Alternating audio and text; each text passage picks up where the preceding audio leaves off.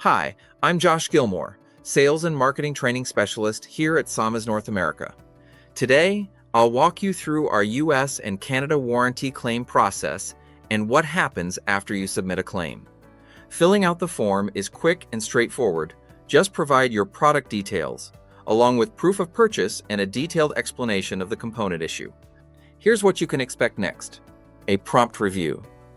A member of our customer service team will evaluate your claim and determine the next steps. Possible escalation. For claims exceeding $750 or requiring deeper analysis, the case may be escalated to our technical service team. Expert follow-up. Depending on the situation, either customer service or a member of our technical service team will contact you with guidance and next steps. Evaluation process. In some cases, equipment or parts may need to be returned for further inspection through our return authorization process before a final decision is made. Clear communication. You'll be kept informed throughout the process, including approval, next steps, or resolution details.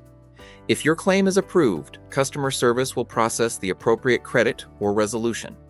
For more complex cases, our technical service team will communicate directly with you regarding findings and outcomes.